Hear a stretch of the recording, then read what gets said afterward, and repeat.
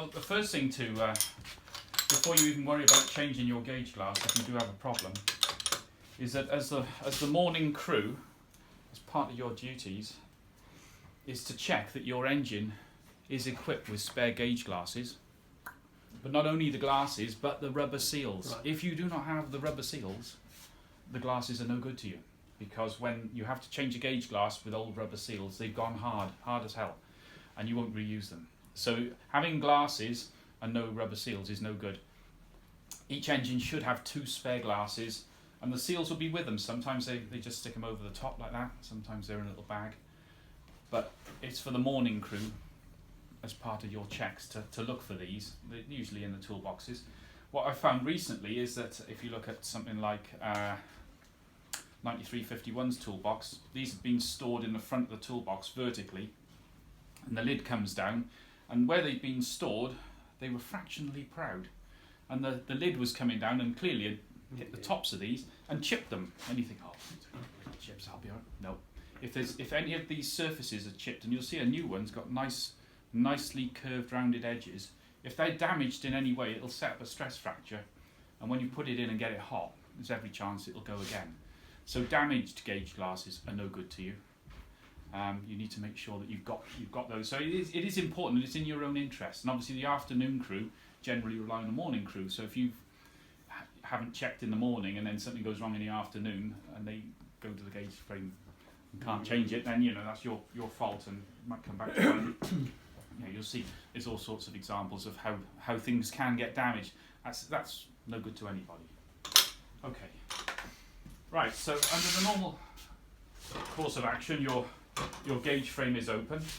Actually, we'll just go back a step, sorry. We'll go back to your morning prep and suggest that part of your morning prep also on a Great Western engine is to check that these valves work.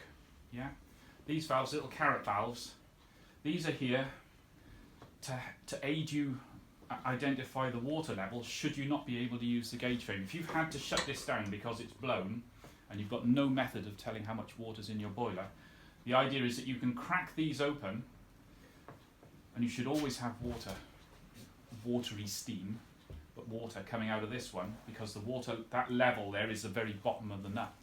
And if it's not coming out of there, you're in deep trouble. You should generally, if you're having a problem, you should really be seeking to get watery steam out of that one as well, because that one is not the top of the glass, that one is actually 3/4 of the glass. And if you haven't got it coming out of there, but you have got it coming out of there, your water level could be anywhere between the two. Okay. Now, because these are carrot valves, they're tapered valves, they tend to get stiff, really, because they generally don't get used.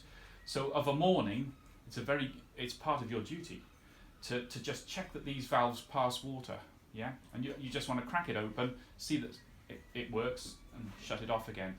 And generally do the bottom one first, and then do the top one, because if you do the top one first, the bottom one gets hot because you've just put steam all over it, and you're going to put your hand on top of it. So you just want to make sure that they don't have to open 90 degrees, because you'll only probably crack them, but you need to make sure that those are working. Mm-hmm. Lots of people forget. And if everybody forgets all the time, when you want to use them, you'll find they've gone stiff. And if they've gone stiff, they're very difficult to move. Okay. So again, part of your morning prep is the gauge glasses and making sure those carrot valves work. Okay. So we're going along. Everything's fine. Tootling up the hill out of Willerton. Somewhere between Willerton and Sturgumber. And all of a sudden there's an almighty bang. And there's steam everywhere. And there will be steam everywhere, because if the glass breaks catastrophically, suddenly boiler pressure will be coming out from there, and it'll be just everywhere. So if you're in a tank engine, the cab will probably fill with steam. If you're on a tender engine, at least it's got somewhere to go. So what you're going to do, the first thing to do, if you can, is shut the gauge in. The reason it's got this lovely big handle is to make it easy for you to try and find it, so you can close it down. Because until you've closed that down, you've got live steam coming out everywhere. Merv would say you could use your shovel. If you can see to find where it is, you can use the blade of your shovel. You don't just go hitting things, but try and get it so that you can close it down. If you've got a coat, you could take a coat and try and throw it over it to try and douse the steam down so you can see it. to close it down, you need to get that shut, whether that's a Western engine or 88, whichever. They'll always have a method of shutting the frame down in an emergency. So get that shut, and the next thing to do generally would be put an injector on while you think about what you're going to do next. You will know where your water was. Not everybody does, but you will know where you know, the idea of keeping an eye on your water is so that if something does go wrong, you know how much water you've got in there. Obviously, if you're going uphill or downhill, then the level in there isn't true, but what you want at this stage is to make sure you don't run out of water. So if you at least put an injector on, and the other thing that does crop up in the test, they say is, could you tell the driver? Well, I would like to think the driver's noticed, but no, in fairness, you may find that it may not be catastrophic. What you might find is you get a crack up the glass and you suddenly notice this glass is cracked. Before it blows, I'm going to shut that down. But don't just shut it down and don't tell the driver. You know, if the driver hasn't found out, let the driver know. Okay, so we're still going along. The driver say, well, where's your water level? What we do? You know, let's stop. What should we do? Well, the first thing to say is you should be fairly confident on your water level. You've put an injector on. You're trying to keep water. You can crack these open and look for the watery steam, as I was saying. It would be worth you at some stage maybe just practicing with these when you've got an amount of water in there, and just see the difference between what comes out of here when there is clearly a water level, and maybe what comes out of there when actually the water is below that level, so you can see the difference. Because it's going to be water in the steam regardless, but I think you'll find this is just going to be white steam rather than having a content of water. So you can crack those open and see where your water level is at all times as a guide, and you've got your injector running, and turn the injector on and off according to what you see there. You don't want to flood the boiler, but you need to keep the level up. The best thing you can do, if at all possible, is make it to the next station before attempting to change the gauge glass. Or if you really must change it in section, is stop. Because if you try and do it on the run, and keep your water level right, and keep the fire right, and look out for all the signals, something's probably going to go wrong. Also, if you try and do it on the run, and you've taken all these components apart, there's a good chance you might lose one over the side, and if you do, that's it, you can't repair it. So the last thing you want to do is lose any bit. So if you can, try and make it to the next station, and think about doing it there, or stop in section if you have to, is my advice, but try not to do it on the run. So you get to the next station, let's say, okay, if it's a station with a signal box, let the signalman know that you're going to be doing this and you might be a bit late off shed, you know, or whatever it might be, and make a decision to do it. You check that you've got, before you even bother taking that apart, check you've got the spares that you should have in your toolbox. And on a Western engine, you'll find you've got this spanner, and this spanner's normally kept in the cab, up in the little slot above the driver's head. That's where they tend to keep it, and it is a gauge frame spanner. It is designed just for that. Okay.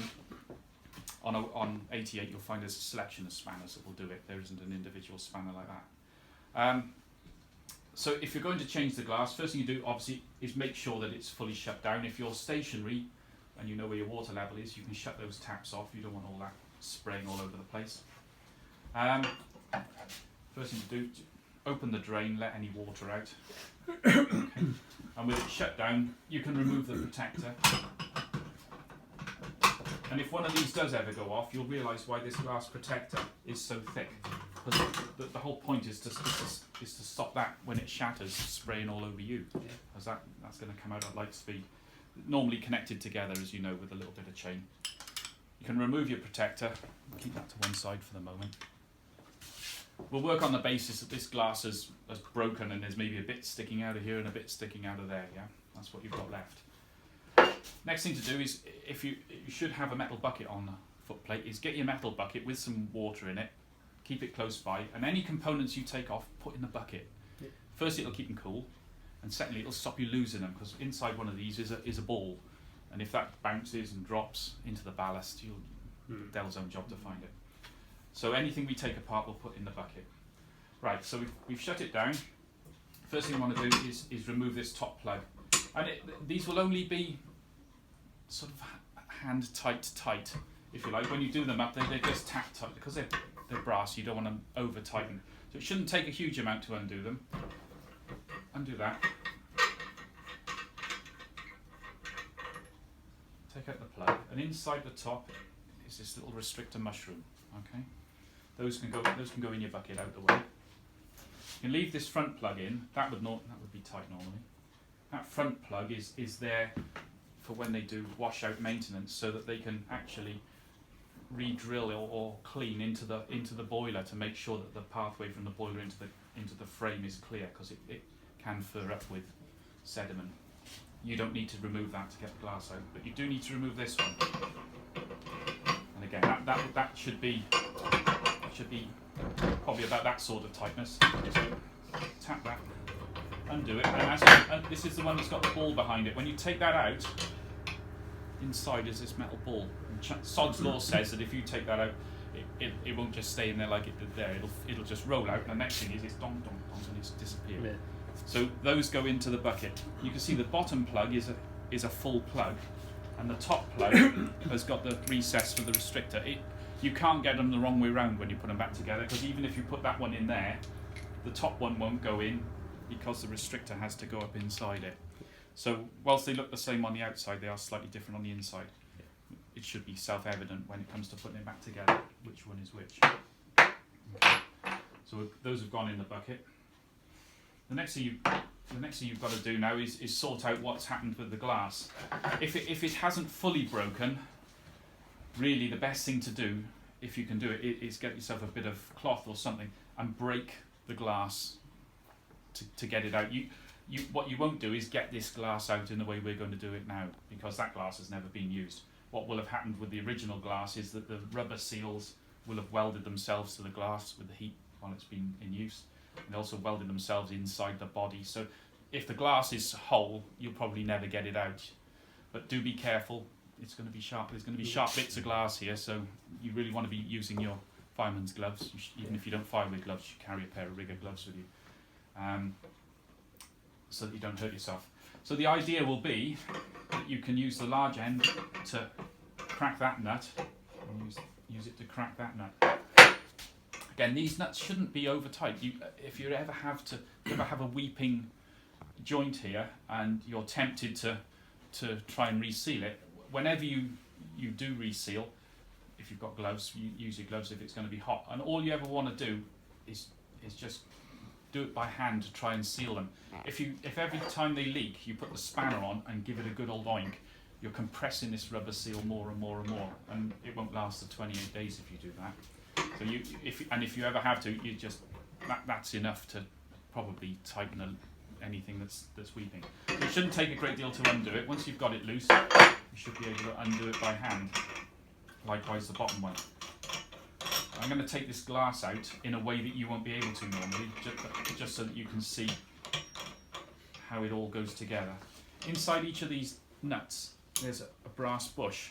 There's one at the top and one at the bottom, and you'll see these brass bushes have got little flats on. Back out of there. You'll see there's two little flats which would be sticking down from there. Now that just dropped out for me, but if that's been in service, that will have welded itself to the rubber washer that it's sitting against. So to take it out, there's a fork on the end of this spanner, and the idea is that you can put that over those flats, and you can rotate that and twist it to loosen it, because if you can't get that loose, you probably won't get the whole thing apart. So we'll drop that out, and we'll do the same on the bottom if we have to. We put that on there. You can see you can just use it to break the seal that's had against its rubber seal. And in theory, then you should be able to get the other bits out. What I'm going to do, and it's going to be tight because it hasn't been apart for a while. I'm going to push it all out through the top, and then hopefully it will become self-evident as well.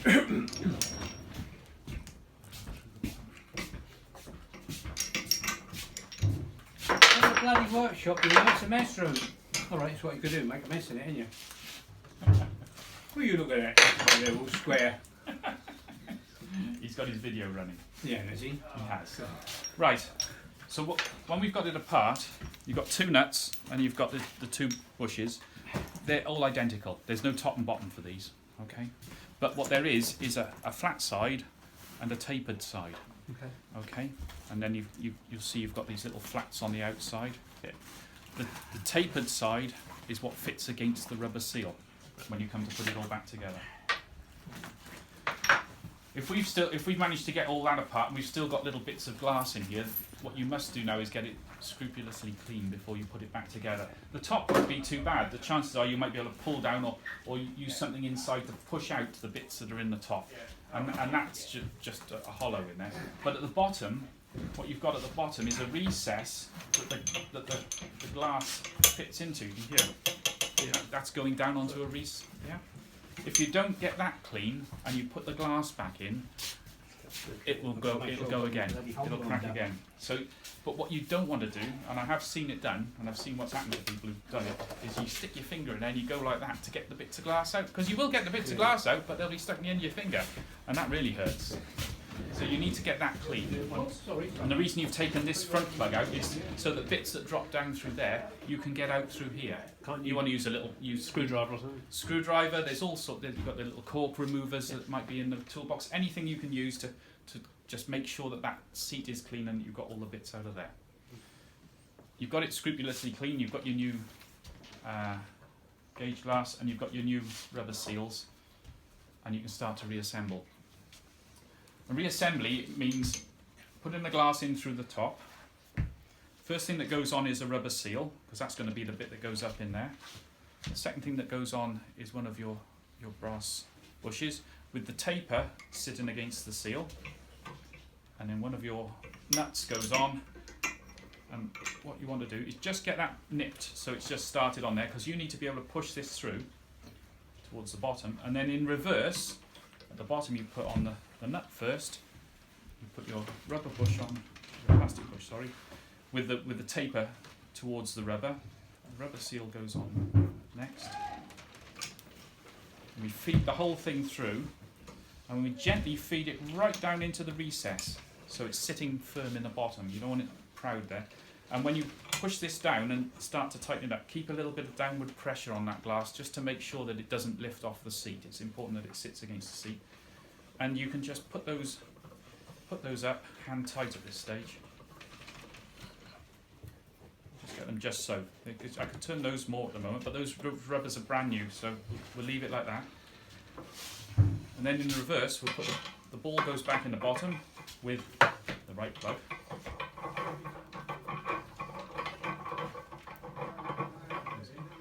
we go. And use the spanner. And you just tap it home. Don't do it too tight. The restrictor goes back in the top. And the one with the recess in it sits in there.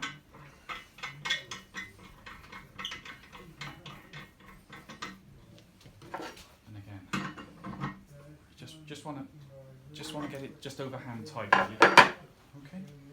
Right. So we take our protector now.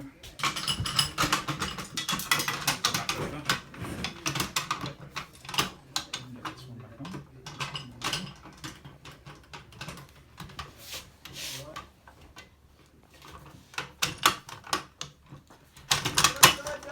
There we go.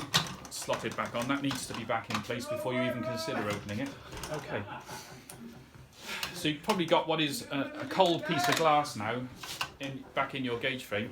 What you want to do is to gently open the gauge frame to let a little bit of steam through with this open to drain it through, just to flush any crap out that might have dropped down inside. And let that warm up a little bit before you consider opening it. Shut that down, open that up, see if you've got a water level, and see if it leaks. If it doesn't leak, you can leave well alone. If it starts to weep, if those joints haven't quite made, you need to shut it down, take the protector off, just nip it a bit more by hand. You shouldn't need to use a spanner. You should be able to get it so that it seals just by hand. Oh, shut it down. Drain it. Yes, drain it. Drain it. Always drain it. Yeah. Have nothing in the glass. If you shut it off, there'll still be pressure. So that's. And effectively, that's all there is to it. Yeah. Great stuff.